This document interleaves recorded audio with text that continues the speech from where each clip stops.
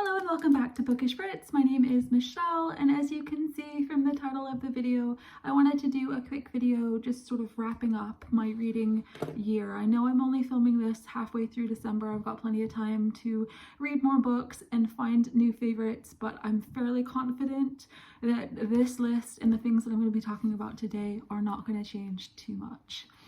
That's what I'm hoping anyway. So in terms of my wrap up,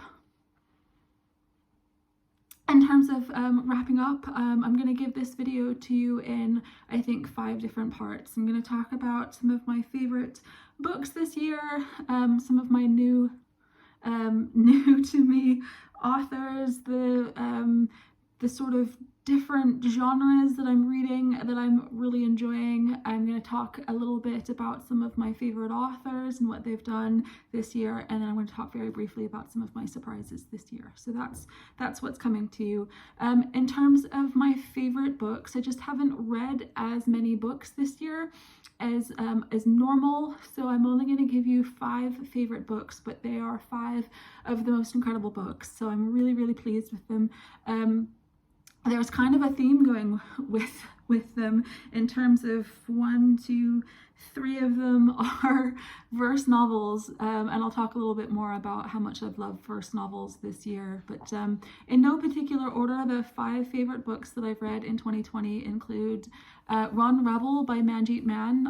I did an entire video about how much I loved it and why I loved it, so I'll leave something here looking at the cover, and then I'll link down below to the video that I did about Run Rebel. It was by a debut author, I believe, about a girl who is sort of struggling against the expectations of her family. She just wants to run, and in order to do that,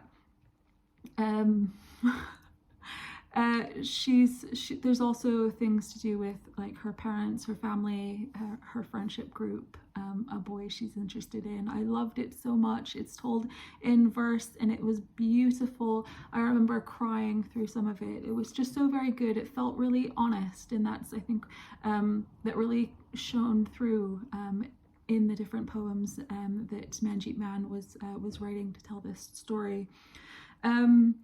Following a similar theme, being a verse novel, one of my favorite books this year was The Black Flamingo by Dean Atta, and I just loved it so much. This sort of exploration of identity and sexuality, sort of figuring out your place in the world, some place that you belong. It was written beautifully, and it was also illustrated beautifully. It was such a beautiful book. That's the overarching theme that I come back to whenever I think of The Black Flamingo. And I read Clap When You Land by Elizabeth Acevedo. This is the only book that I have an actual copy of. The other books I read on my Kindle or from the library.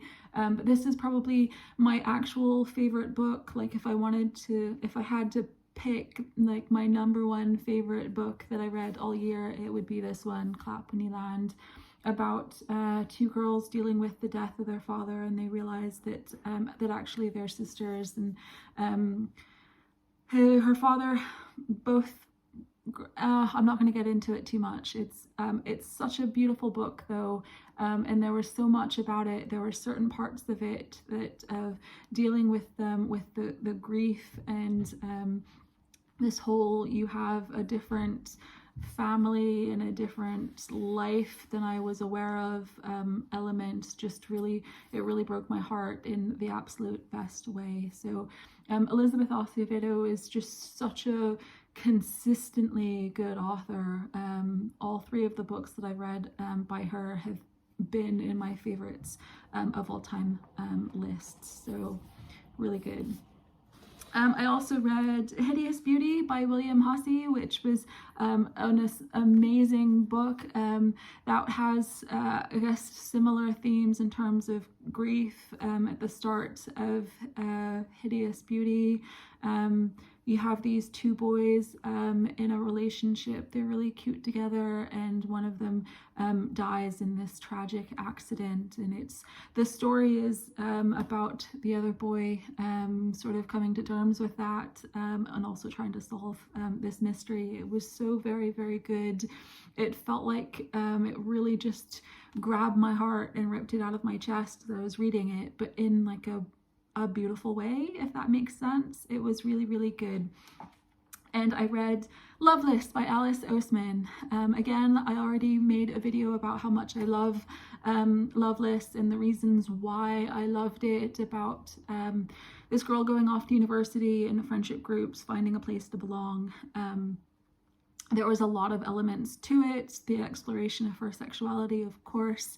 There was so much to love about it. It was actually the first book by Alice Oseman that I've finished, but I'm hoping to read others by her soon. So those were my 5 favorite books this year. I'd love to know what yours have been.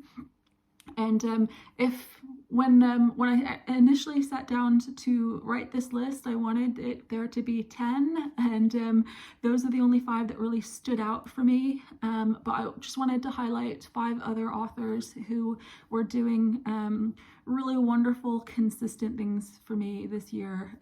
There are authors that I go to again and again because I just rely on their storytelling abilities so much, and that was Nonprt. I read Every Little Piece of My Heart this year, and I thought it was incredible. I love her stories and how much they revolve around characters and their relationships with each other. Sarah Crossan, I read a verse novel aimed at adults from her this year. Oh God, I didn't write it down because I figured I will know the title of that. Here Comes the Beehive, I want to say. If not, then I'll leave a cover here so you can laugh at how badly I got that wrong. But I really loved it. I'm not a huge fan always of reading storylines that involve cheating, but this one, again told in verse, was incredible. The main character is not a very likable person. It's a kind of a horrible storyline, and the character herself is quite selfish, and she's just not very likable, and yet I really related to her and really felt for the situation that she was in, even though like I felt sympathy anyway for it. Louisa Reed, I read a verse novel. I mean, it's not going to be a surprise at all when I get to the different genres that I read this year, and I say how much I've enjoyed verse novels because of how much I've already talked about verse novels. But I read Gloves Off by Louisa Reed this year, and it was so very good, about a girl who after facing bullying at school, ends up training in a boxing gym, and it's such a great story, I guess, about being okay with yourself and picking yourself up from adversity and moving on, and doing so through sport as well, which I really, really enjoy. Patrick Ness, I really loved Byrne. It was one of my surprises of the year, actually, because all I really knew about it before I started reading Byrne was that it was about dragons, and I'm not a huge fan of fantasy type books. I don't read a lot of fantasy. It kind of takes me a while to get into a book involving fantastical elements, just because it's not really my sort of thing. But when I started reading Byrne, it's not really a fantasy. There's a dragon in it, yes, but it's set in the 50s, so it's also kind of historical, and it was a really, really gripping read. I don't know why that is a surprise, because it's Patrick Ness, and I've really enjoyed a lot of his stories and the way that he writes, the way that he draws me into his characters and his storylines. But I did, just because it was with dragons and this like Cold War era sort of storyline, I did still find myself surprised by how much I really enjoyed it. And finally, I read Lauren James is a very consistent author for me. I read The Quiet at the End of the World, and even though it was kind of about a pandemic, and I read it during a global pandemic, it was still really good. I really liked her characterization. I loved the relationships that both the two main characters had. I love the surprising way that the story went. So I don't want to spoil it for you at all, but as I was reading it, I was thinking that the storyline would be going in a particular direction, and then it just completely doesn't. It really works the way the story goes. It was just it felt like it came out of left field, and I was very surprised, and I do quite enjoy reading those types of books. So obviously some of the genres that I've been reading and loving this year, I do love YA. I've read quite a lot of YA this year, but I've been really enjoying reading nonfiction in particular. I've been enjoying all of the verse novels that I've been reading. I haven't read a whole lot of actual poetry itself this year. I'd like to get into reading more poetry next year, and just a lot more adult fiction. I've been finding that it's been a really enjoyable thing reading books outside of my normal YA sort of thing.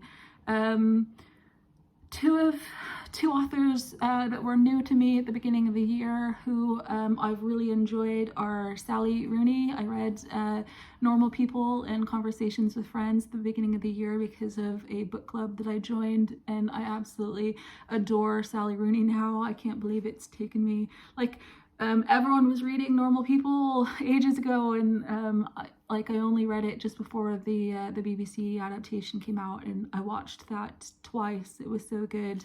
And also L.C. Rosen. I read both Jack of Hearts and Other Parts, and also Camp this year, and I loved them both. Really good. Just very quickly, because I'm aware of the time of this, my surprise of the year goes to Kat Ellis with Harrow Lake. I don't know how much of a surprise it's going to be to hear that I'm not very good with scary things. Horror is just not my genre, but I read Harrow Lake this year, and it was just so very good. I felt like there was so much atmosphere. There was such a large creep factor to it. There was this unease that kind of just built up throughout the entire story, and I absolutely loved it. Anyway, thank you so much for watching, and if you want to share any of your sort of wrap up, anything, favorites, surprises, whatever, I would love to hear from you, and I'll see you again next time.